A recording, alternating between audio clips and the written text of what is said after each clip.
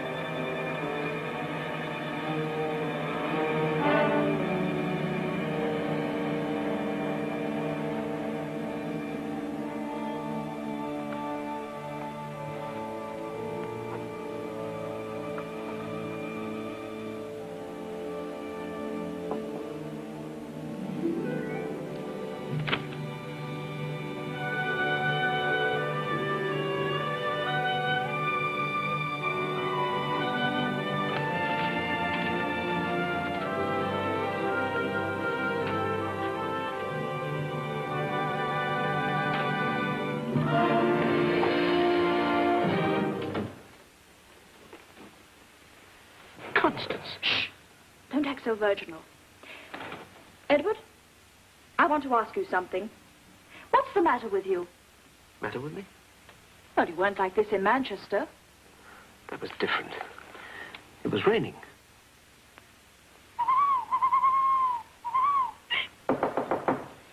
Come in.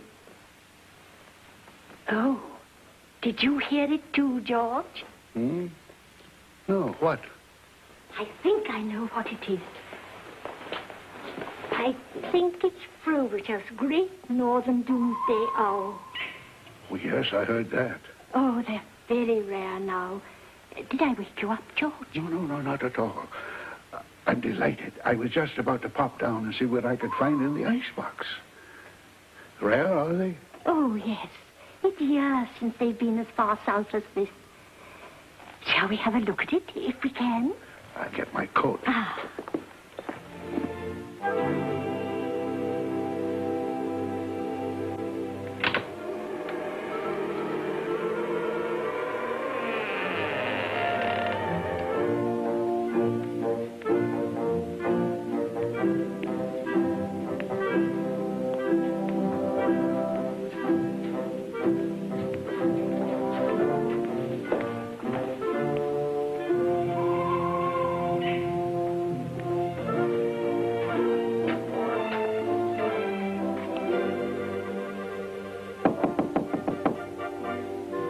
George, are you all right?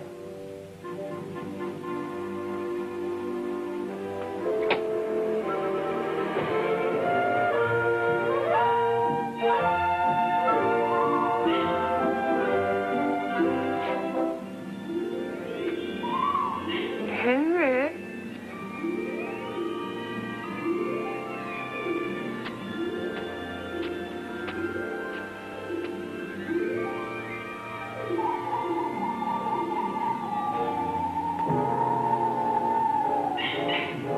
Shut up.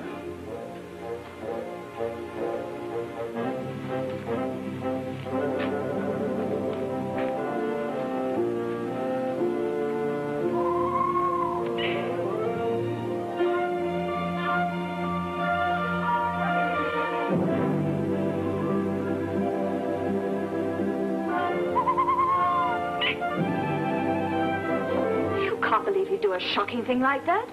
What possible reason could he have? I can prove beyond any doubt not only the motive, a motive frequently overlooked, but in each case the opportunity as well to commit a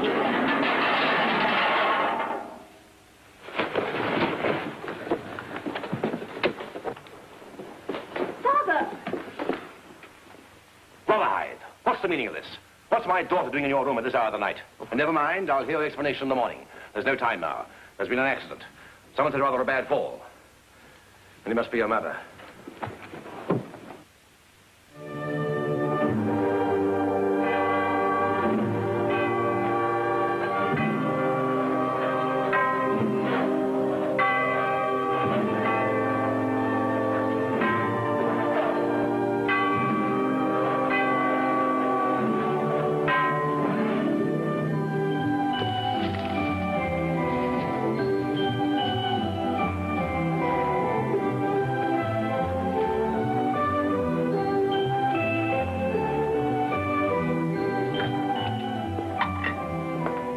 Morning, Father. Good morning.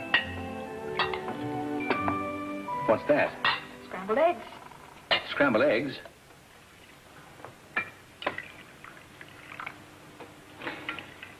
Constance? I think we should discuss your relationship with Edward, if you feel up to it. There isn't any. What? Isn't any what? Any relationship to discuss. He's gone. Ah, splendid. I shan't pretend I found him entirely suitable for you, Constance. Frankly, I'm relieved for a number of reasons. You'll be taking on more responsibility, for one thing, now that your mother's gone, and he was a bore for another. When did he go? During the night or early this morning sometime. I don't know. He's crazy. Ah, well, let's not brood about it. A quick break's the best thing. Morbid. All he thinks about is crime. He sees crime everywhere. He thinks Grandmother was murdered. Well, he thinks something happened to Aunt Marjorie, too. Happened? And what did he think happened to Aunt Marjorie? That she was the victim of foul play. He thinks there was something wrong with Albert's death. There was nothing wrong with Albert's death. He was careless, that's all. He died of pneumonia. Well, that's what I told him. Oh, he's crazy. He has all these theories.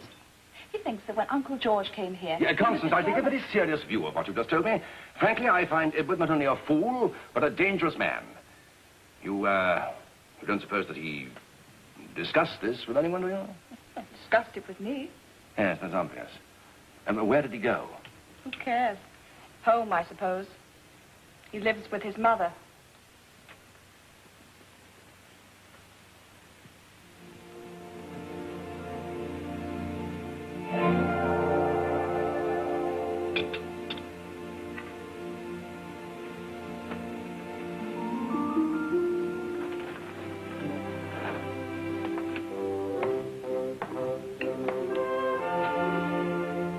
Well, I mustn't dawdle here all morning. One or two things I ought to see to.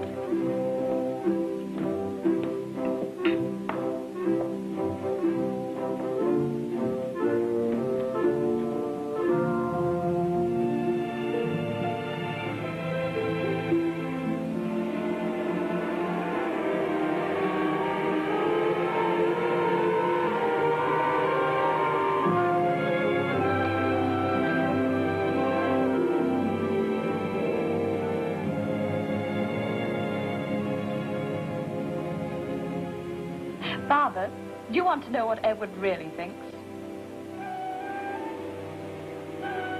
Father?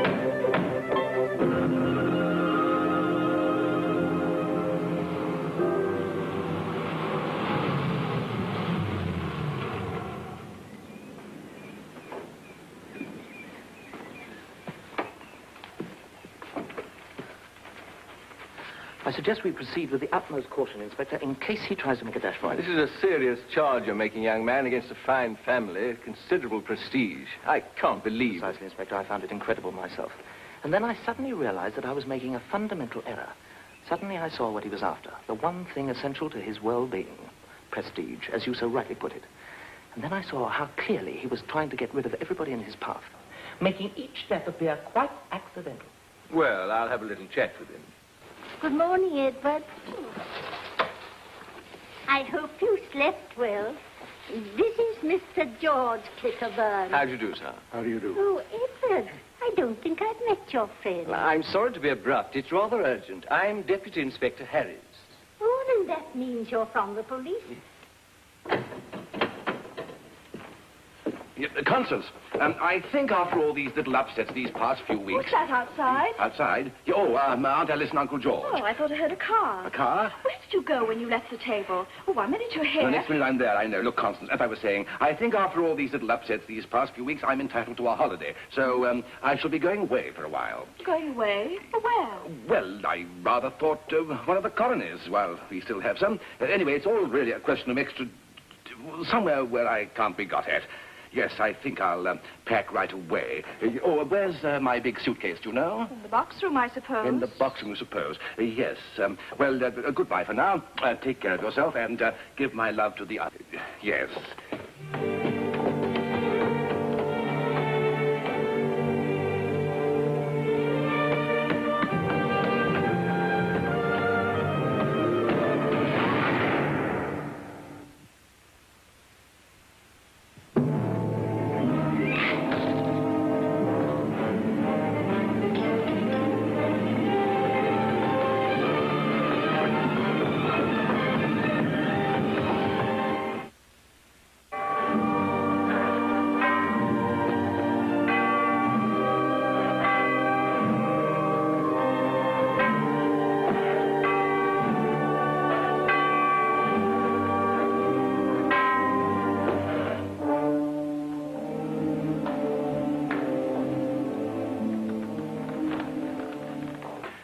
Coming now to the precise method used in this particular case, may I draw your attention to Exhibit G?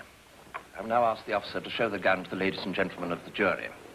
It is a 12-bore shotgun of American manufacture, found, as has already been described in detail, fastened in a mechanic's vise.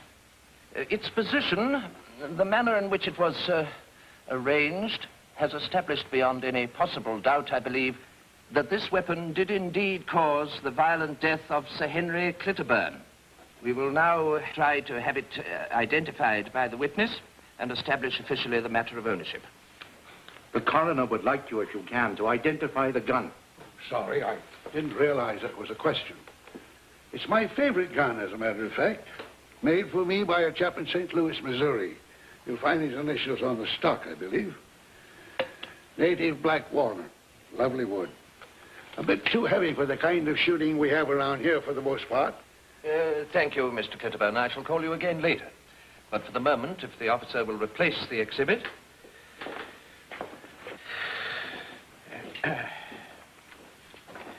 Mr. George Clitterburn insisted on preparing his own tea from a private source. He attempted to persuade Lady Clitterburn Sr. to taste this tea. She refused. But I believe it quite possible that he changed the teacups. Good heavens. Do you wish to comment on that, Mr. Clitterburn? You may, if you wish.